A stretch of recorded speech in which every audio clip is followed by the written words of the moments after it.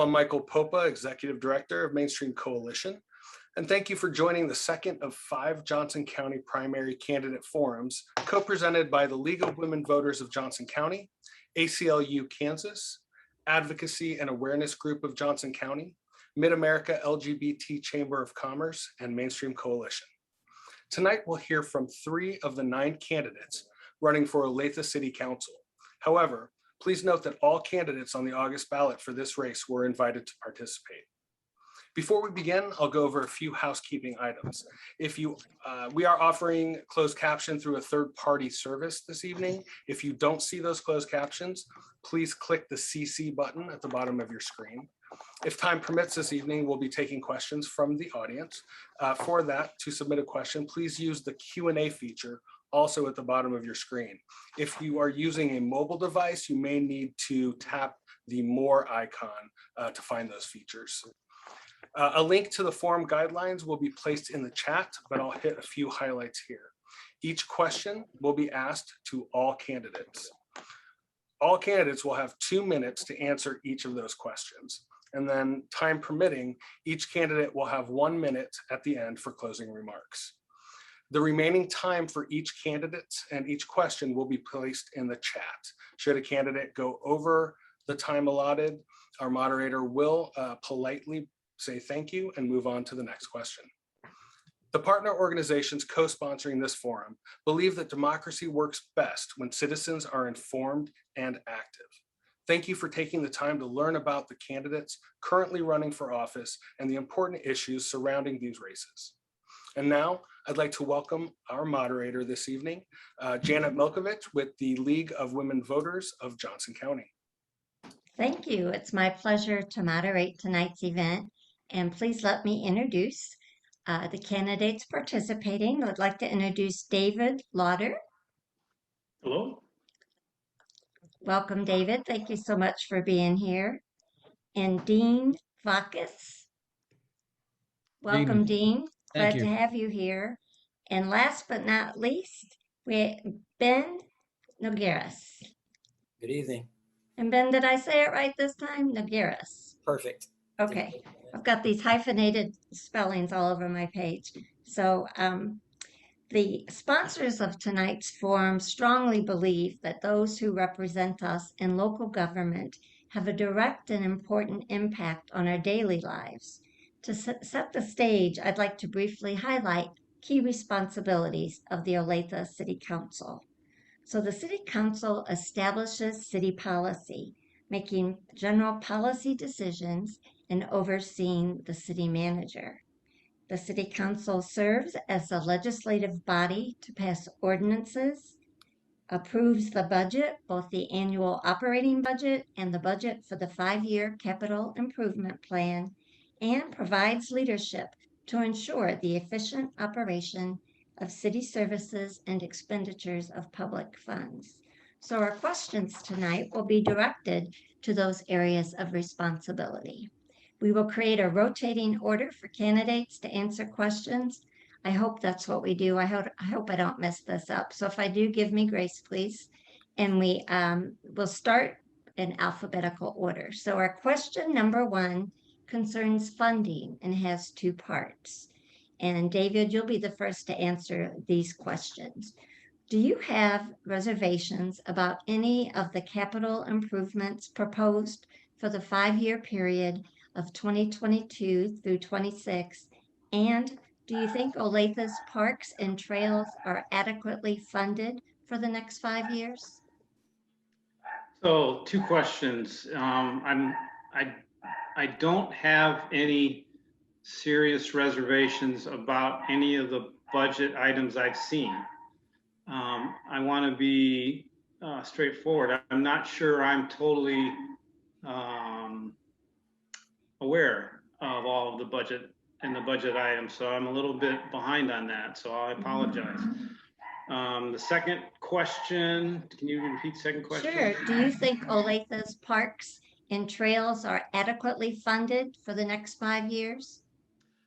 I think Olathe has done a very good job of making parks available to all of its citizens across Olathe. I'm happy to see what's been done so far.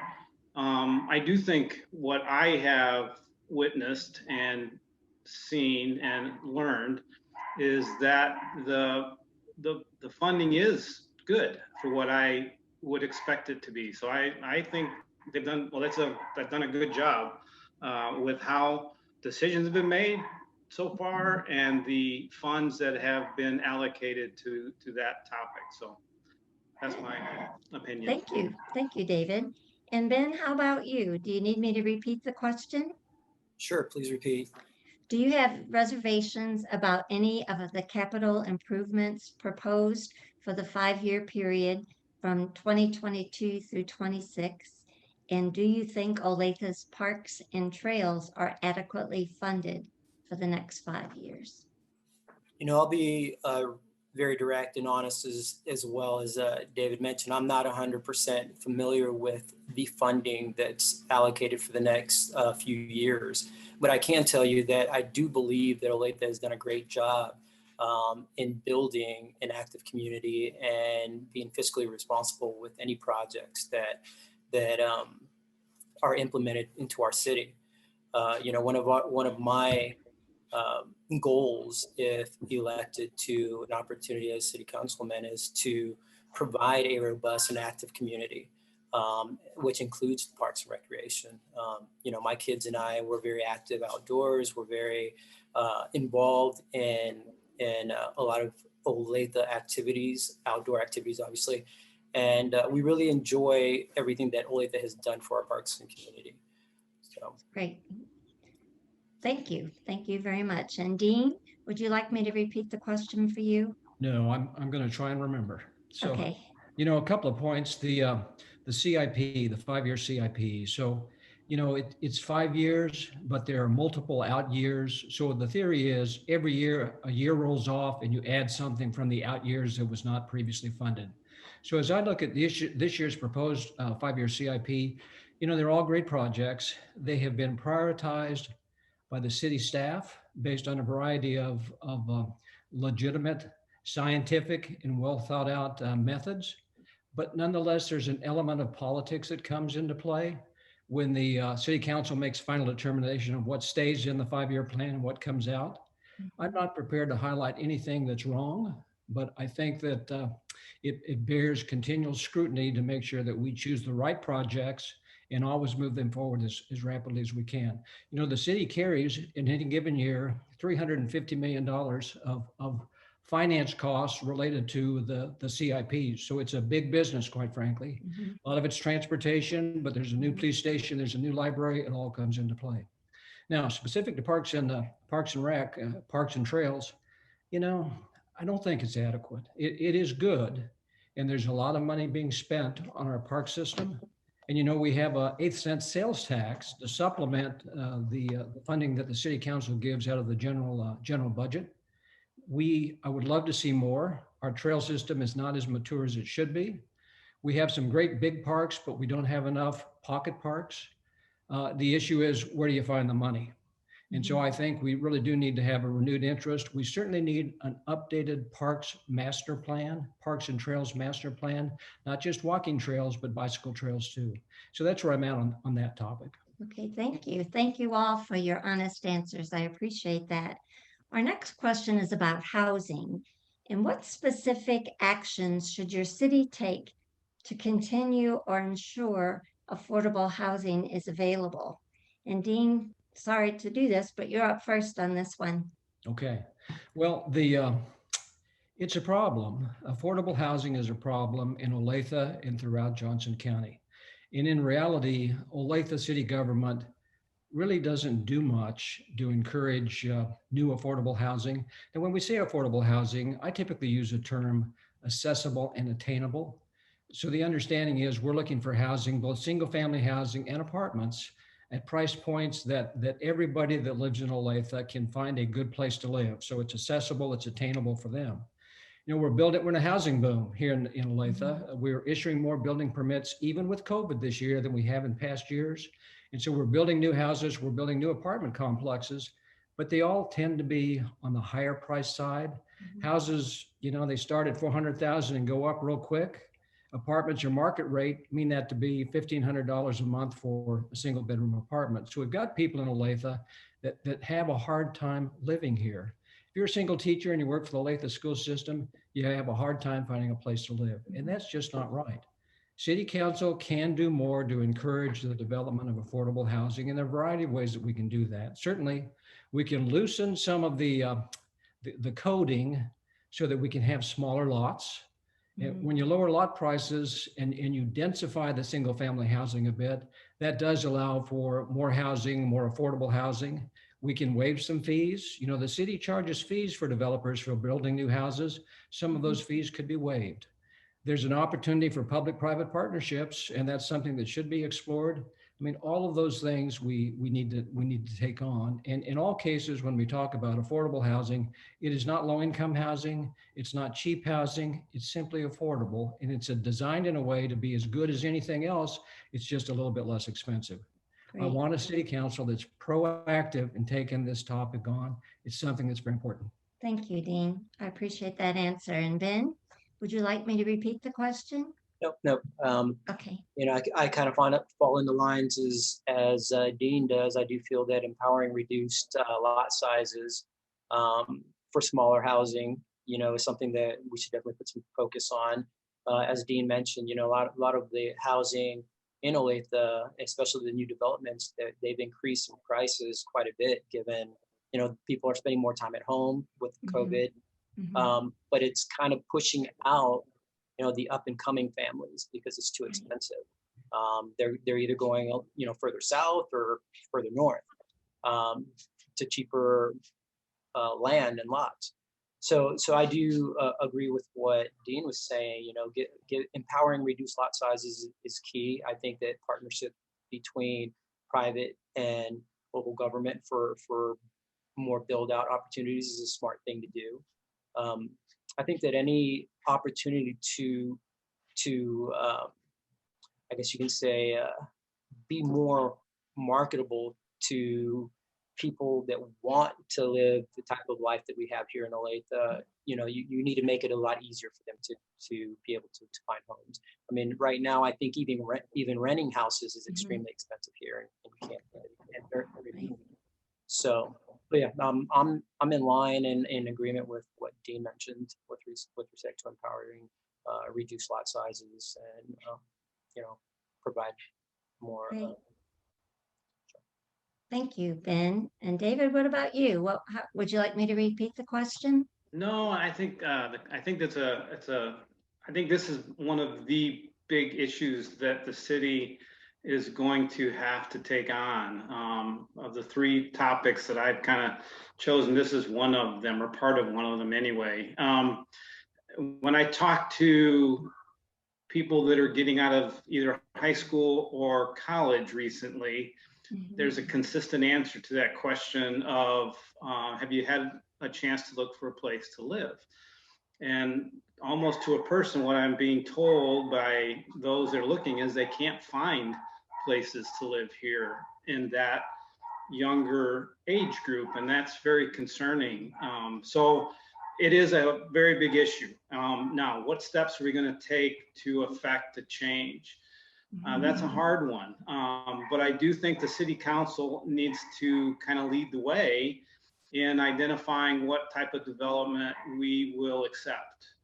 And I think the city council probably needs to identify places in the city that can be renovated is the wrong term, but areas that aren't that are somewhat blighted that need to be updated. I think how we deal with that is something that the city council does have influence on. And I think we have a lot of things we can do. I don't know that I've got 8 steps that I can highlight right now, but I do think it's the kind of thing that the city council needs to have a lot of focus on, not just for people to find housing, but if the city's going to attract new people to come here, they've got to find some place to live. So it's a big topic. I don't think we're going to solve it here right now, but I'm all for jumping on it if given the opportunity. Great. So we have consensus on the need for affordable housing. And Dave and Dean, you are running for council member at large. And Ben, you're running for Ward 3, so we know whichever one of you are elected to your position, you'll be a champion for the people looking for affordable, attainable housing. And that's good news for all of us. Thank you. Our next question is about ordinances. So in the role of legislative body, council members pass ordinances that have a direct impact on the Olathe community. How will you discern what ordinances are good for Olathe? And David, I would give that to you first. And if you need a second to process, go right ahead. I'm going to ask you to go through that question again. I'm not sure I'm understanding the question. Okay, so in the role of legislative body, city council members pass ordinances that have a direct impact on the Olathe community.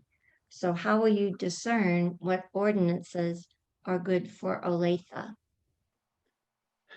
Well, I think any ordinance that we are going to pass that we don't have has to be for some reason, some problem, some issue, something that is needing to be addressed. So the process, I would hope, would start with getting as many of the affected people to share what it is that is at the heart of the problem that is requiring some new ordinance or some amended ordinance to be passed. So reaching out and getting as much input as possible to ensure that we would have all of the information necessary to actually make a decision and even decide if an ordinance is necessary. I don't know that we want to pass ordinances just for the sake of passing them. There has to be a very solid, sound reason for legislating a change. So I would like to believe that we would find a way to get as much input from those that are affected by it first, and coming up with a consensus in the council of, okay, here's the issue, here are the options that we have in front of us, and together we're going to come up with an ordinance that makes sense to address that, whatever that issue, problem, change must be. So I think it's in the process we get necessary input and the necessary options on the table before we make a decision. Good answer. Thank you, David. Dean, I'll pass that over to you. Sure. So when we say ordinances, at the federal level and at the state level, we call them laws. At the local level, we call them ordinances because it's a milder term, but it's the same thing. An ordinance passed by city council is a law. It's enforceable as a law. The city has an established set of ordinance that makes sense. So for example, we have a UDO, a Uniform Development Ordinance, that covers construction standards for new development. It covers building materials, it covers zoning and how we build a city over time. Very key ordinance, a very big comprehensive ordinance. It's about the size of a Sears catalog, for those of you that remember a Sears catalog. But then we have an ordinance that has to do with noise. We have an ordinance that has to do with how many pets you can have in your home. And so the ordinance cover, the spectrum of life in Olathe at any given time. And the city council pretty well has an ordinance for everything that is germane at this point. Generally, the issue is not passing a new ordinance, but rather updating, revising the existing ordinance, and occasionally make a determination that maybe an ordinance has has lost its value. So, it's an ongoing process of city government to review ordinances periodically throughout the different departments in City Hall and take a look at those and revise them. Certainly the UDO currently, that Uniform Development Ordinance, the big ordinance that covers building, that's due for updates. And we tend to update that piecemeal, which is okay. So, chapter by chapter over time.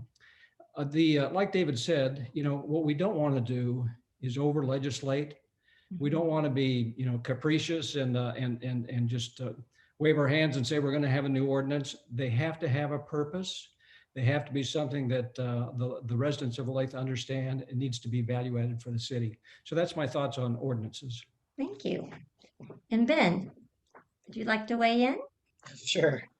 So my understanding, as both David and Dean mentioned, is that ordinances are generally day-to-day laws that impact our lives. in one way or the other. For me, I've always, gone when it comes to rules and expectations, to do what's common sense, what truly brings value to our city. I'm not one to implement an ordinance that just isn't justified, isn't necessary, or complicates our lives more than what it should be. So for me, when it comes to ordinances and our day-to-day laws, obviously it would be something that would be discussed and reviewed with our team, with the other city council members. And if it makes sense to modify, to create, then I'm definitely open for that. But I'm not one to just create an ordinance that's unnecessary or just try to impose power that's unnecessary. Thank you. Correct me if I'm wrong. I think there was a discussion about an ordinance regarding chickens in Olathe. There Um, was. yes, there was. And I don't know what the outcome of that was, but that's an example of making a decision as the governing body as to what's permitted and what isn't. I think We that allow chickens, but we don't allow roosters. And what did you start to say, Ben? I was just going to start to say that I think that the reasoning behind that was given how we were stationed and required to spend more time at home, and people trying to find a way to survive without having to leave their home or their yard, whatnot. But yeah, Thank you for the history of that. unusual times. Yes, for sure. Well, we talked a little bit about this with the question about housing. So now we're going to focus on the rezoning process. And this comes up before the city council quite a lot. How would you handle rezoning issues that come before the council to balance the needs of the residents and the needs and interests of business? So did I ask that in a clear enough way? So Ben, you would be first up for that one. We're talking about rezoning and balancing the needs of residents and business interests that don't always converge. Right. I think, I've sat in on a couple of city council sessions, and this was one of the topics that came up. I believe it was a couple of weeks ago. I believe it's 175th Street and Monticello area. There's a proposal for some new development out there, and one of the concerns that was brought up was the fact that some of the homes out there were being swallowed up by warehouse build outs. Mm-hmm. And one of the things that I learned in that full discussion is that there are certain areas that are zoned to bring in, commercial, to bring in new companies, new buildings, new homes. And one point that was made in that discussion was, will it affect quality of life for the residents in that area? So zoning and rezoning is definitely an important topic, and it kind of helps maintain and control such things as traffic, noise, pollution, just a number of various topics. And I feel that being a responsible citizen, I would want to do what's best for the residents in that area, but also zone or rezone responsibly to be able to generate more business and job opportunities in areas that are developing and growing. Thank you. Thank you so much for that answer. And David, would you like to take a crack at it? Sure. I think this is one of those topics that's hard to get to a final answer because there's so many variables. Zoning affects, I think, like Ben was talking about, values of current property values, future property values of those that are there. And certainly if somebody's coming in that hasn't been there, whether it's a resident or a business, what their property values will be down the road. I think when there are an existing area that is zoned a certain way, to change that to something else, that to me is the heart of this question. If if there's open areas that need to be zoned because the city's growing somewhere that doesn't have a lot of activity there, that issue's a much different issue than when there's an area of populated residents and a business is trying to get an area to be zoned that allows them to build or to grow or to expand. And I think I'm going to be a little bit consistent with what I understood Ben's answer. I think we have to err on the side of the residents where there's a real conflict, especially if the residents have a history. If there's the opposite, if there's a business area that has a history and we're trying to find development for residential, well, that's a different equation, and I think we have more options there. But I do think the city council has a strong responsibility to be conscious of what we're doing to residents that might get their lifestyle and property values affected significantly. Thank you, and thank you for shedding light that it really is a very complicated and nuanced issue. Thank you. So Dean, it's your turn. So Olathe has over 145,000 residents today, and the city is 65 square miles. It is a big town, and as many homes, as much built infrastructure as we have in Olathe, there's a lot of open space. And so zoning really is how we shape the continued development of Olathe as we build it out. So the city has what's called a comp plan, a comprehensive development plan. So that is the master plan of how the city is currently zoned. And like that UDO that we talked about previously, the comp plan is another Sears catalog. But if you were to look at a map of Olathe, so you look at all of the existing residential places, the commercial, you look at the traffic ways, you look at the industrial, the comp plan is zoned appropriately for those existing locations. The comp plan then designates areas for like employment centers. That tends to be industrial. That's in deep South Olathe. We've got areas that are office park. We've got downtown Olathe, which is its own special zone, original town as it's called. And so the developers that want to build in Olathe, and we certainly want built structures in Olathe, they come forward with proposals, and those are reviewed by planning staff, those are reviewed by the planning commission, and eventually that goes to city council. And it's attempt to review the logic of the proposed development against the city's comp plan. Does it make sense? Are they asking to do something in an area that's zoned appropriately? And if not, is it in any way appropriate to consider a rezoning? And occasionally it is, but not always. That's pretty much the story on zoning. It's a hot button topic always, and it requires team effort. Thank you. I feel like I know more about zoning and rezoning in Olathe than I knew 5 minutes ago. So thank you all for that. Our next question talks about management experience. And please tell us about your experience with managing a large budget. And Dean, it comes back to you already, unless you need to catch your breath. No, that's okay. So, look, I use leadership and management in the same breath. They're different, but they're very much interrelated. I'm fortunate. I'm a 30-year military veteran, and the majority of my time on active duty was spent in logistics and financial management. And as a matter of routine, I was responsible for very large budgets.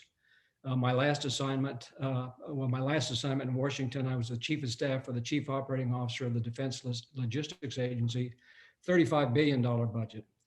So in the military, as a financial manager, as a comptroller, as a logistician, I managed big budgets as a matter of routine. Since I retired from the Army in 2006, I've been in corporate America, 5 years with an engineering company running a local office as a vice president, again, multi-million-dollar responsibilities, and then 8 years in higher education administration, most recently at K-State Olathe as the chief operating officer for the K-State Olathe campus. Again, big budget financial responsibilities. I'm comfortable when it comes to talking big numbers. I've been enmeshed in that for a long time. I'm not an accountant. I don't want to be an accountant. I like to have accountants work for me, but I understand the purpose of comptrollership and how you manage budgets. The budget is a plan set to numbers and how we manage the budget for the good of the organization. So I'm comfortable with my level of expertise in both management and leadership. Thank you. Ben, how would you answer that question?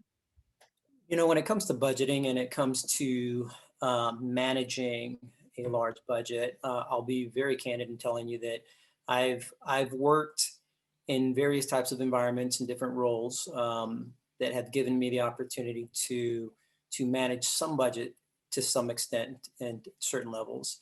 I own my own business. I've owned my own business for over 17 years. I have the longest running and most established promotion companies for amateur and pro boxing, kickboxing, mixed martial arts.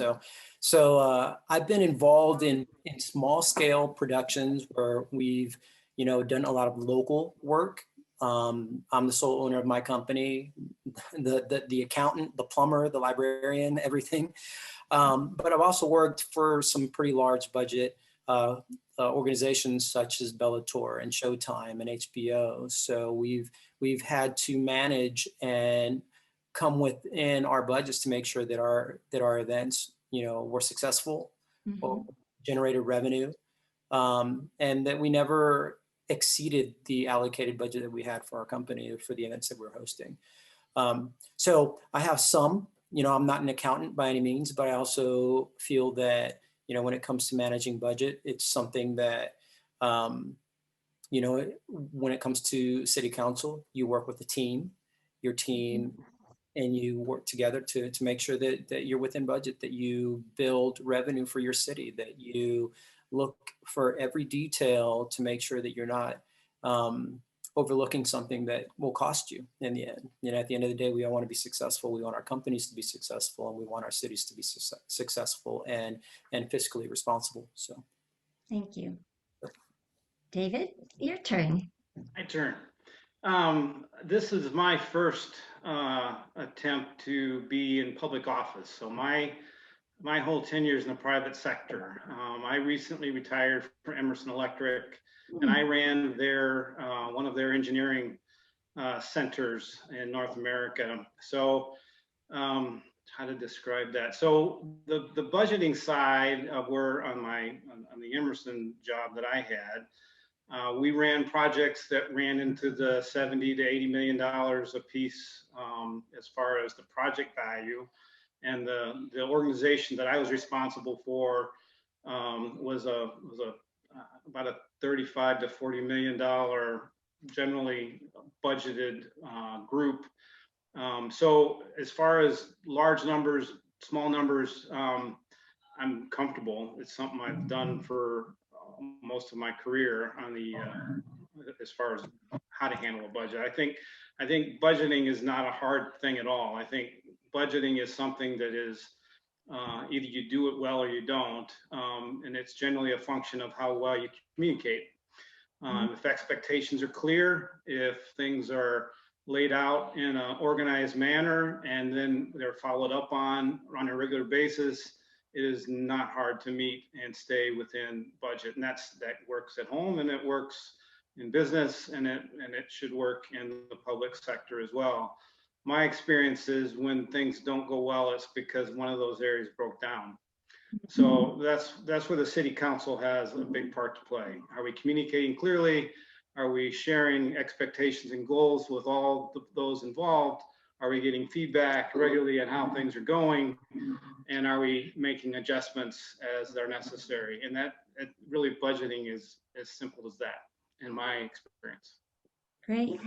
It's very interesting to see how each of you have experienced management and budgeting in different realms, and so thank you. That's really interesting and helpful to know about each of you.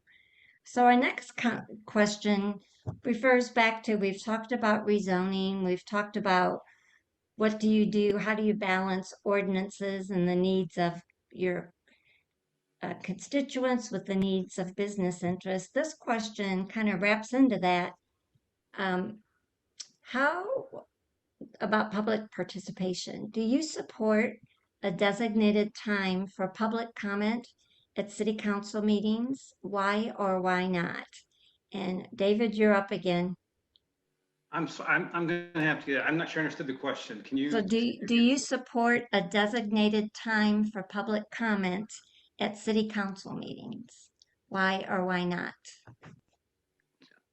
I definitely think that there needs to be dedicated time for public input at city council meetings. So I think the answer to that question is yes. And so why? We serve the city, the citizens of Olathe. We have to understand what they are thinking and what their issues and concerns are and how the decisions of the city council affect them. So to me, I don't, it's an easy answer. Yes, we need dedicated time for input at public meetings, and city council meetings are public. So yes. Good, thank you. Ben, how about you? I agree with David. As a matter of fact, I do believe that we currently do that now in our city council meetings. And I think it's important because you want to stay connected to your citizens, to your residents. You want to understand what their concerns are, and you want to provide transparency in providing your residents answers, or at least some guidance as to the direction of our city. So yeah, definitely, I agree that we definitely need time for our residents to speak at city councils. Okay, thank you. And Dean, what about you? I'd build on what David and Ben said. Certainly, we need transparent government. So the idea that we have public comment during city council meeting is very important. Now, here's the problem. In Olathe, when the the city council meetings are televised, but when the formal part of the meeting is over, the TV gets turned off, then we move to a period of public comment. So nobody sees what the public is saying unless you happen to be in council chambers. That's the problem. Needing to include the public comments so everybody can see. Now, part of the running discussion is then you create a soapbox for anybody that wants to come and be broadcasting on TV what their particular issues are. You know, that's something we have to work our way through, but we really should have public comment that is public and accessible to the public who watch the council meetings live streamed on TV or watch the recordings after the fact. Then you truly have participatory government. I think that's extremely important. The more that we can do to make our to make our council meetings transparent, the more that we can do to allow citizens to become engaged with the council and to be engaged with the local government in a public way, I think that's all good. Sometimes there's a educational opportunity involved there, but that's okay. It makes us a better city when we have a public comment and we're all able to hear what the issues are. Good. Again, we have consensus among our candidates. Thank you. You all are so polite and reasonable to one another. I appreciate that. Thank you. Our next question, we're going to talk about the importance of voting. So participation in primary elections is dismally low, I think around 19%. What are you as candidates doing to convince residents of the importance of good governance at a local level and encouraging them to vote in the primary? So the first one up for that would be Ben. Okay. I'll start by saying that, before I decided to participate in any attempt to run for office, I really had the mindset that a lot of Americans have when it comes to politics, and that is, hey, I'll just let other people take care of it. Let other people run and manage our country. But what happens with that kind of mindset is that a lot of real issues and opportunities fall through the cracks. So for me, I'm Puerto Rican. I'm Puerto Rican American. Was raised in a military family for the majority of my youth and adult life, and I was able to experience a melting pot of various ethnicities, various religions, various backgrounds. So we all had a common goal, and that common goal was, freedom, love of America. So for me, the way I felt that I can contribute to my city is to reach out to minority groups that don't vote as much as they should. There's a growing Hispanic community in Olathe. There's a growing, I'll say, biracial community and families growing in Olathe. I'm surrounded by a great mix of people, and a lot of them have had that mindset as I have had, and that is that, we'll just let the other people take care of our government. And for me, I think more and more people are wanting to be involved, and we're going to be out knocking on doors, meeting people, going to the various, minority-owned businesses, anybody that's interested, and try to encourage them to vote, because it truly impacts their lives, and it helps address issues that may be falling through the cracks that don't normally get addressed because there's no voice for them. Thank you, Ben. Thank you. David, would you like me to repeat the question? No, I think I've got Okay. it, Janet. Voting is a cornerstone of our society, and everybody needs to vote. Whenever there's an opportunity, we need to do that. Now the question is, what am I going to do to help facilitate that?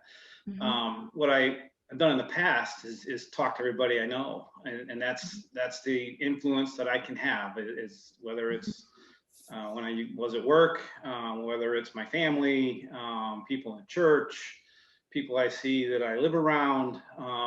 That's where I talk about this, and there's always something to be done. There's always someone to talk to. There's always somebody that hasn't looked at this topic as important before. So it's a nonstop responsibility. I don't think it's just for candidates. I mean, we're in the panel, so we're answering the question, but I think this is something that all citizens have a responsibility to talk about and find out, why isn't somebody voting that I have an influence with, and what can I do to help address that question, or what can I do to find the answer that would make them feel better about whatever is causing that person to not want to. But it's just a nonstop challenge, Jen. I don't think there's any other way than to just talk about it and reach out to anybody and everybody that I can.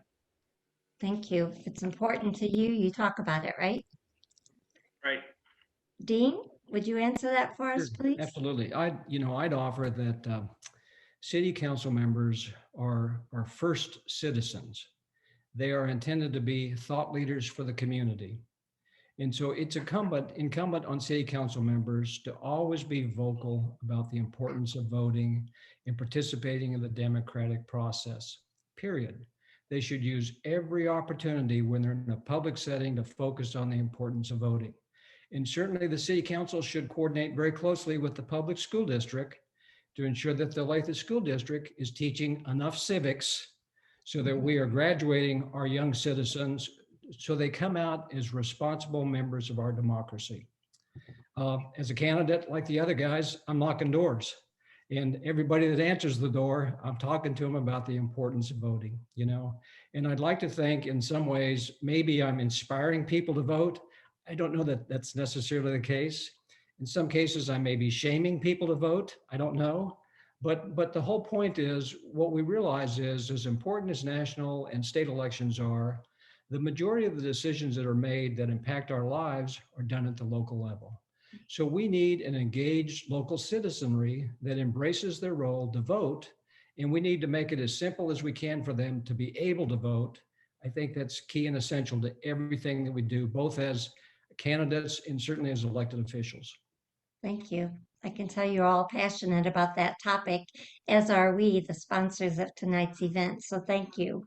We have a few questions coming in from people participating tonight. One is about diversity. Would you support an ordinance? We talked about ordinance a while ago.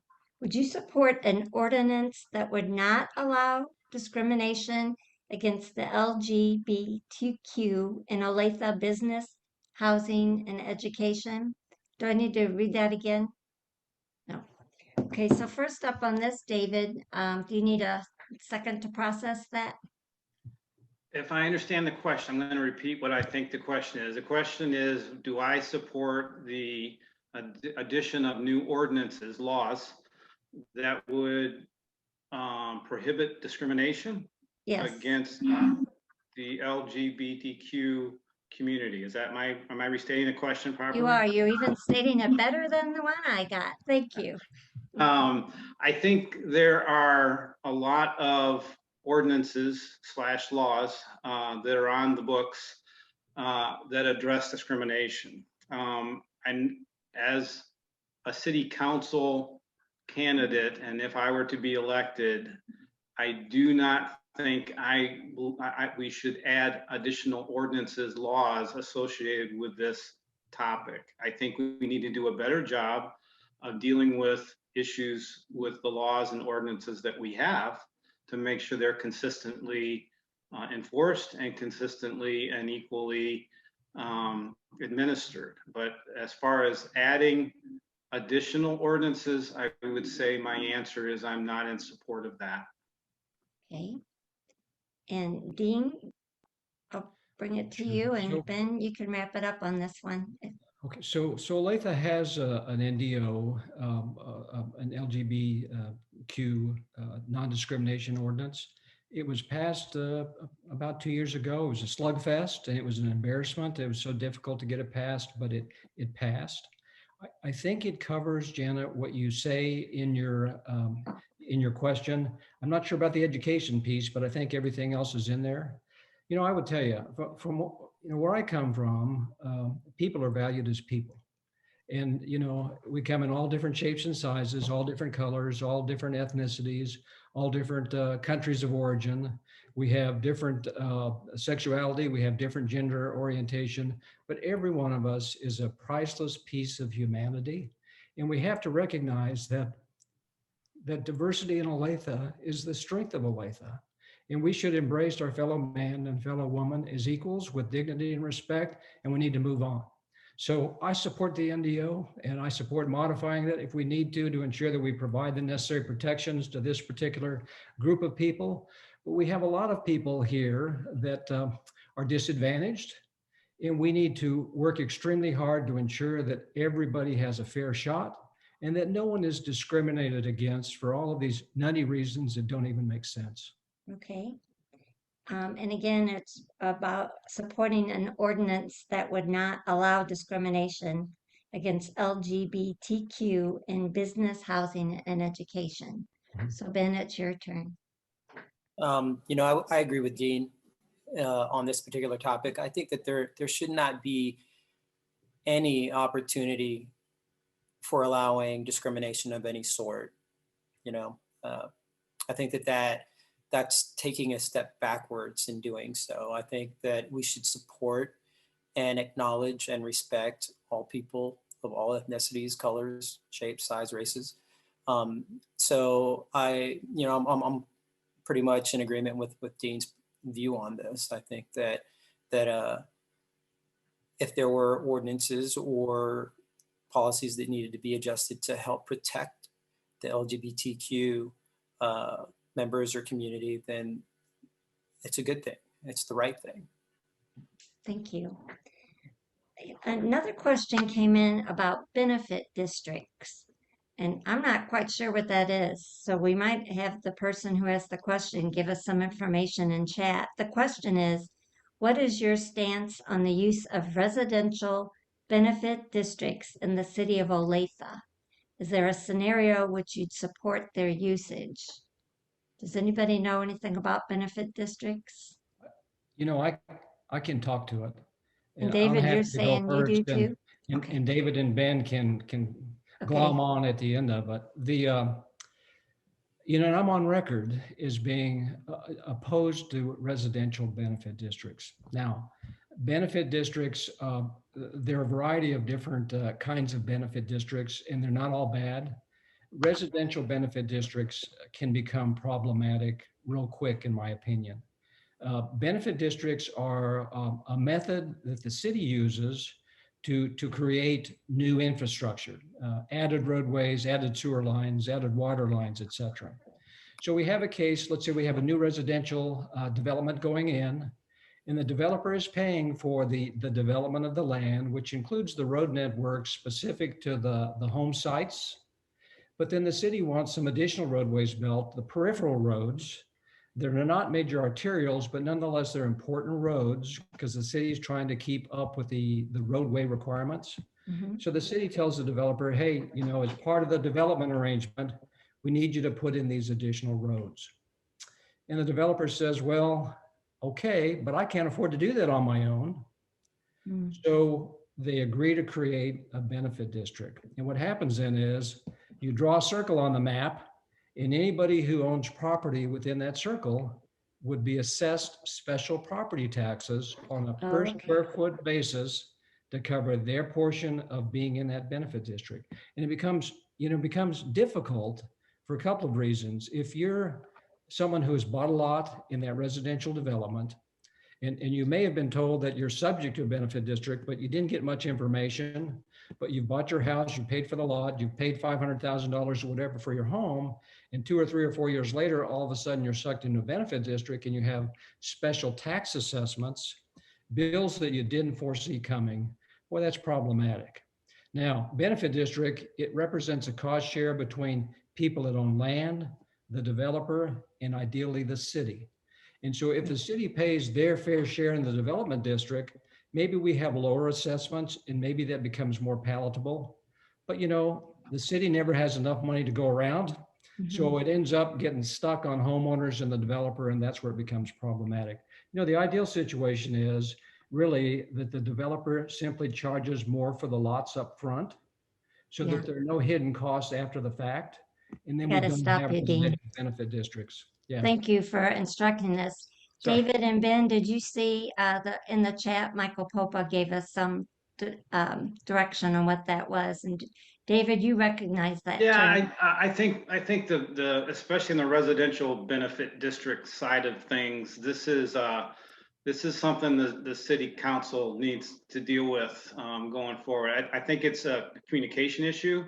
I think it's an issue where if we're gonna come up with a decision that is going to create an assessment to a variety of property owners, all those property owners have to be involved in that process. What concerns me is having the major property owner, which is usually the developer, and the city being the two main parties of conversation. Now, if this benefit district affects, and I think Dean did a good job of explaining it, and especially this part about if we have new property owners coming into a development, that's one thing. They can be communicated to and they can decide whether they're going to buy. What concerns me is people who are property owners who already live there. And that circle that Dean mentioned gets drawn around them and they're included into a benefit district that ends up with an assessment that they not only didn't know about, they didn't vote on it, they didn't decide about it, they didn't get a choice on how it was going to get done. And those are the kind of things that we as the city council need to provide leadership on so that people aren't surprised. It's not right to surprise anybody with an assessment. That's happened to me. I know what that feels like. Okay. I didn't appreciate it. Mm. Now, part of it was my fault for maybe not learning about it faster, but I didn't know I was supposed to. So we have a responsibility as the city council and leadership and the city to deal with people not getting surprised. That's not right. Thank you, David. Ben, you want to weigh in on this, please? Sure. Dean and David are both on point with what they're saying. I will say that I'm the kind of person that I do not like being surprised with additional fees and charges. I don't think anybody is.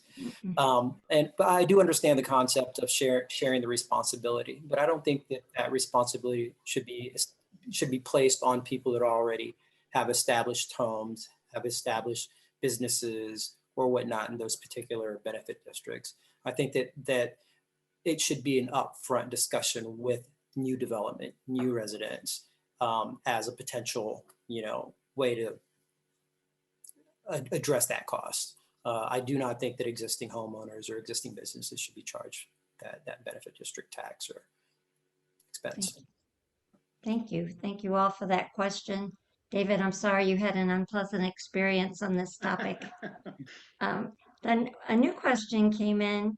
As each of you have worked through your candidacy and have seen the candidacy, that's a hard word, the candidacy of others, what do you feel sets you apart as an added benefit for the city of Olathe? And I'll just let, who wants to go first on that question? I can go first. I don't mind. Okay. I'm the new guy in the block, I think. I think the city has been run very well up to now. And I think the two people that I'm running against have done a very good job participating in that. So from an experience working with the city, they're better prepared than I am, and I admit that. Where I come to the table is I don't have any background, so I think I'm maybe a little fresher, maybe a little more open to things because I don't know any better, which can be good, can be bad. I don't know. We'll find out. But I really want to make sure that the people of Olathe understand the city's been run well, and it has grown responsibly. I think there's new challenges coming that we haven't dealt with before, and I think that's where my passions, my desires, my experience from where I've come from, my freshness, if you will, perhaps will benefit the council because of that. I'm anxious to get a chance to participate in what I think are the new challenges facing us. I'm happy to be a citizen here in Olathe, and I'm happy that the people that have been doing it have done a good job. So that's my answer. Thank you. That's a refreshing answer to hear the gratitude and accolades for the people that are currently in office. Thank you. So I'm going to repeat the question. As you have worked through your candidacy and have seen how others campaign, what do you feel sets you apart as an added benefit for the city of Olathe? And Ben, I'll throw that to you now. Sure. I'm going to piggyback on a little bit of what David said. We're both probably the newbies in this campaign, and we're both very new to the political process of running for city council.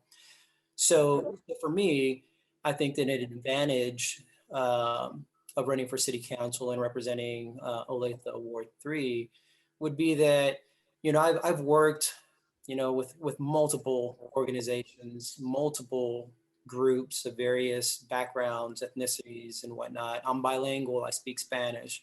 Given the fact that I'm more of a centered person when it comes to our politics, I think that it's easy for me to reach on either side of the aisle and work with anybody to try to achieve common ground and achieve goals that our city has in place or want to attain.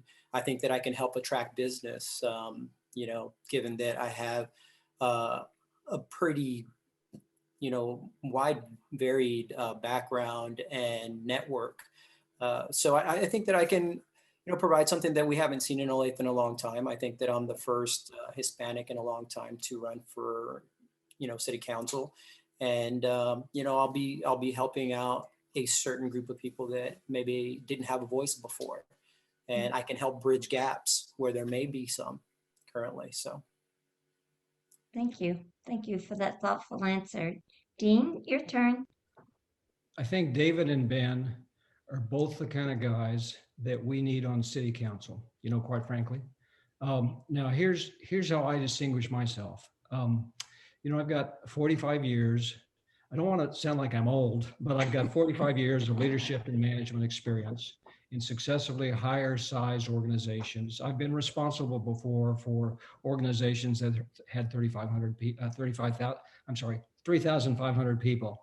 I've been responsible for hundreds of millions of dollars of budget. And City of Olathe's budget is $450 million in the next FY. I mean, this is a big business, and I have the big business experience. You know, I currently chair the Planning Commission. I've chaired it for the past 5 years. So I've been in the middle of all this development activity here in Olathe, and it's massive. I've also sat on the library board.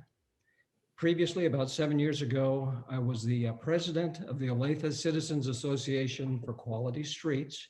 And we sponsored a ballot initiative that passed, and that gives Olathe over 10 years, $90 million of added revenue to do street maintenance, which is very important. I sat on the Johnson County Housing Task Force for All. And for Olathe, I sat on the Citizens Advisory Committee for the new strategic plan called Olathe 2040. You know, I have a master's degree in business. But 2 years ago, I chose to go back to graduate school to get an MPA, a master's in public administration, because as I prepared myself to run for office, I wanted to make sure that I really understood how local government is supposed to work. So for the past 2 years, I've been a graduate student at KU. I completed the MPA in December. I'm a graduate. I feel empowered between the MBA and the MPA to be very competent in matters that have to do with city government. You know, I'm value added from day one. I'm not a trainee. I'm value added from day one to step in there and help the city make good decisions as we go forward. So that's how I distinguish myself. Thank you. Good question. Good answer. So we have a question. Redistricting is something that the League of Women Voters is working on a state level. So it's, you know, now that the census numbers are going to be released, the state legislature has an opportunity to redefine the districts, the legislative districts and congressional districts and school board districts. And a question came in, if you are on the city council, would you have any involvement with redistricting? If so, what would be your priority for setting boundaries? And I hope I didn't butcher that question, Connie Taylor. Is anybody going to take a stab at that? David, you look a little perplexed. I'm not going to try to fool anybody. I'm not sure I know what role the city council has in that process. Okay. That's Certainly, fair if there's questions that need to be answered and issues that need to be addressed, I'm all for that. I'm just not familiar with what the city council's input in that is. Ben Ardeen, any thoughts?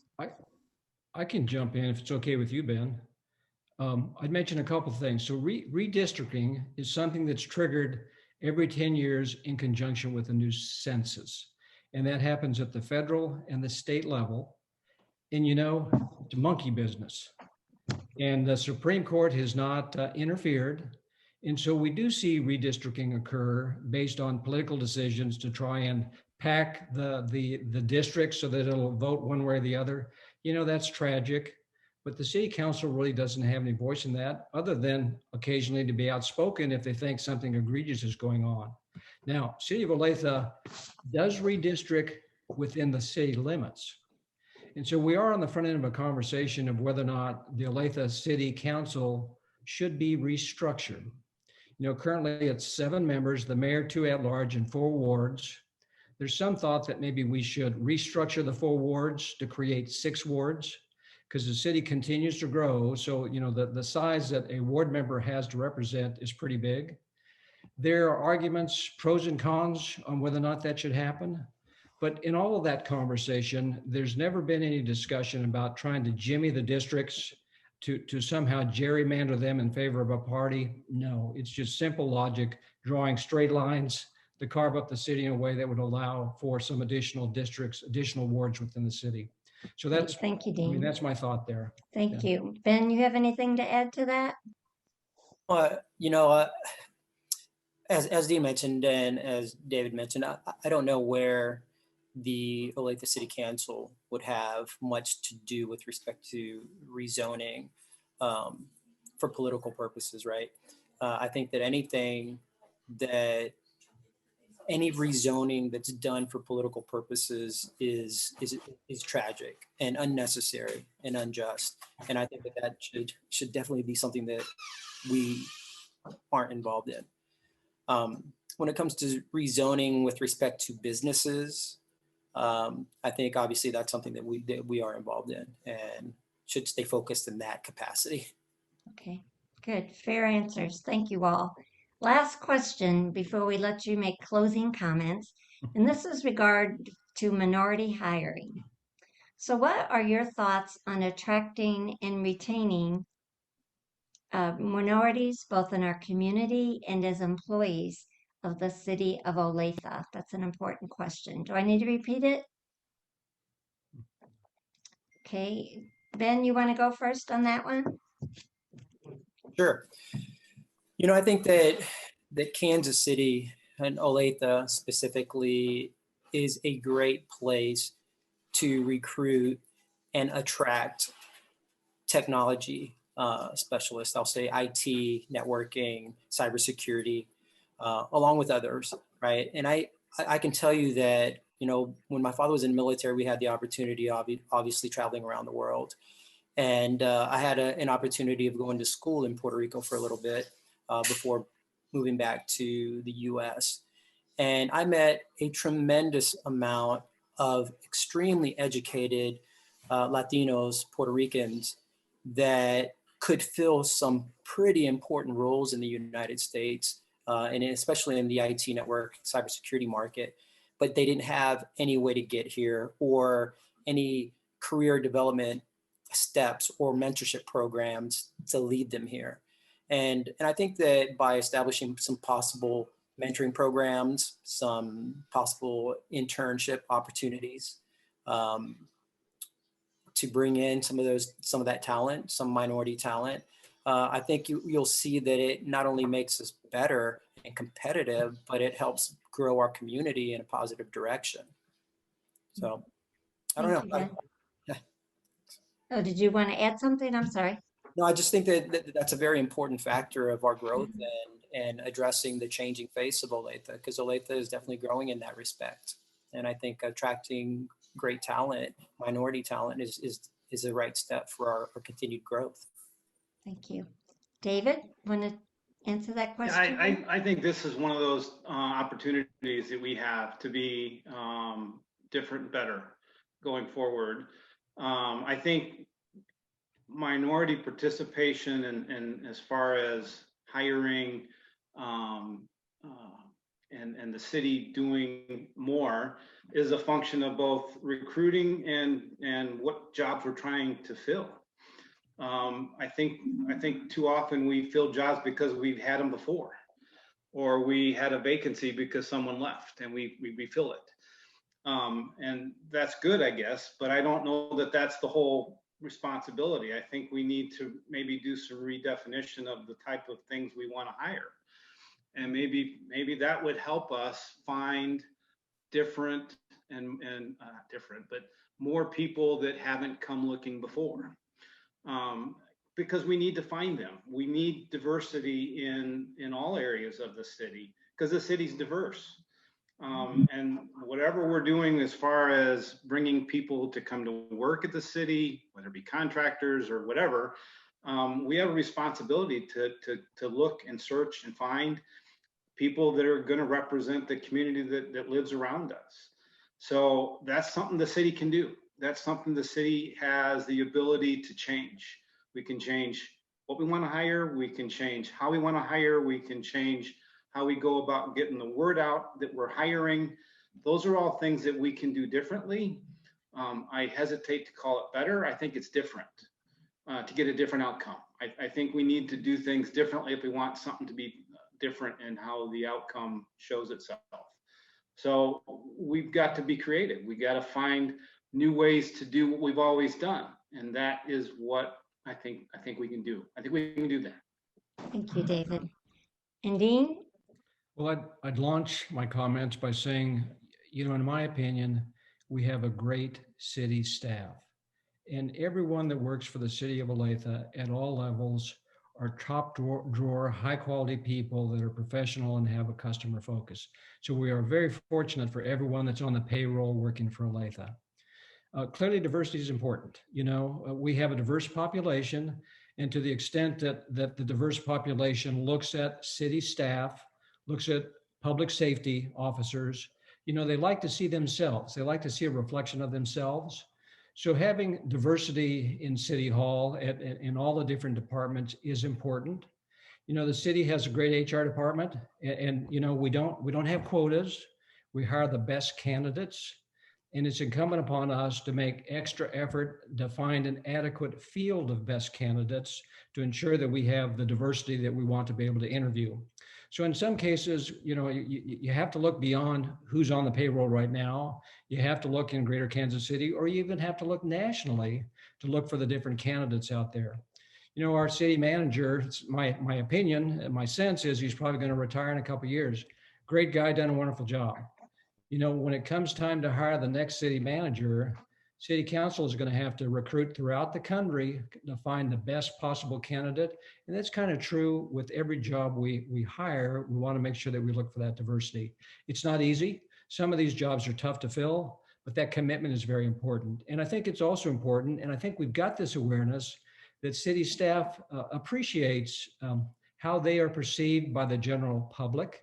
And they're very much in tune to the idea of being very considerate of all the different folks in Olathe from all the walks of life, and being very sensitive to the feelings of other people, so that while we may not have, in some cases, the ideal perfect diversity, we nonetheless have great city staff who is focused on customer service, and that's a good deal. Thank you. Thoughtful answers. Thank you all. Well, this is the time in the evening that we're asking you each to make a 1-minute closing statement. And you're free to say why you think people should vote for you, why you want to run. The words are your choice. So, Ben, may I start with you? Sure. Well, for me, I'll say first, I want to thank you all for giving me the opportunity to speak and to, kind of share my perspective and my direction. I think that Dean and David are two great candidates that love the city. They love the life that they live here in Olathe, and I think that all three of us want to just help improve our communities. I think that the opportunity that I have here to help improve Olathe Ward 3 is that I'm a very inclusive, very open and transparent individual. I'm brand new to the political system. There's no, there's nothing that's driving my desire to be part of the city council other than to serve my community, to serve my city. If you look me up, if you do a little research on me, you'll see that the reputation that I have as an individual, as a father, as a person, as a professional, is one of transparency, true commitment, and loyalty. Thank you, I do Ben. not promise. Thank you. Thank I you. appreciate you guys. Thank you. That minute went fast. But yeah. Dean, I'm going to come to you, and then I'm going to ask David to wrap it up for us. Okay, good. Well, listen, many thanks to you, Janet, and to all of the forum's co-hosts. Thank you. So I'm running for city council at large. I'm a 30-year military veteran and a retired Army colonel. Since my retirement in 2006, my wife Julie and I put down roots here in Olathe. We feel fortunate to have become a part of this great community. Over the past 15 years, I've held executive positions in corporate business and higher education. I recently retired from K-State University, where I served as the Olathe campus chief operating officer. I currently chair Olathe's Planning Commission and have served both Olathe and Johnson County on numerous boards and commissions over the past 15 years. I have master's degrees in both business and public administration, and I have the leadership and management skills to bring immediate value to the council. I'm running to be a servant leader to represent all of Olathe and all Olathans. I want to make sure every voice is heard as we continue to make key decisions to help grow Olathe. And I'm committed to great local government, to a warm and welcoming environment for all, and to an ever brighter future for our entire city. So please ask that you all place your confidence in me, and I ask for your votes. Thank you, Dean. And David, you have the honor of being the last one to tell us. Wow, at the yeah. end.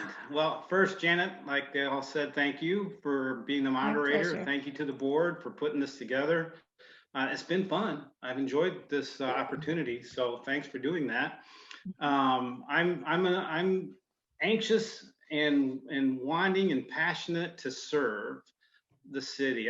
My whole career was in the private sector. So when I finished that and I retired, I knew I needed to do something to give back.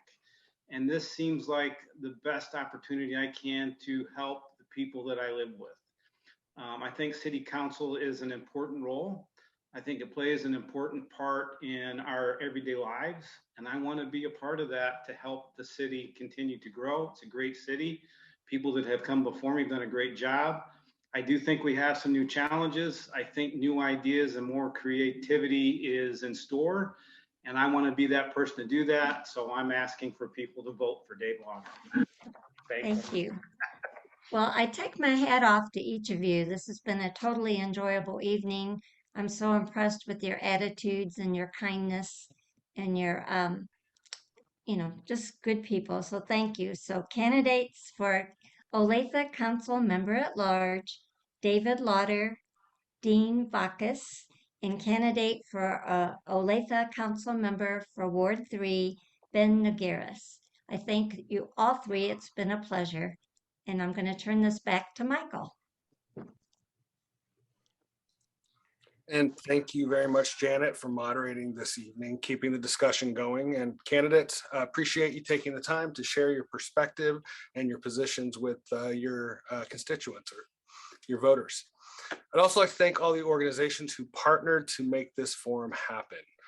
League of Women Voters of Johnson County, ACLU of Kansas, Advocacy and Awareness Group of Johnson County, the Mid-America LGBT Chamber of Commerce, and Mainstream Coalition. Both the League and Mainstream will be posting a recording of this forum on Facebook and YouTube, so please check it out and share them with your voting network. And also remember that advanced voting begins tomorrow by mail, and the last day to request a mail ballot for the August primary is July 27th. So before you vote, please visit vote411.org and ksballot.org to read up on candidates' positions, find your polling or drop-off location, and make a plan to vote. Thank you again for joining us, and have a wonderful rest of the evening.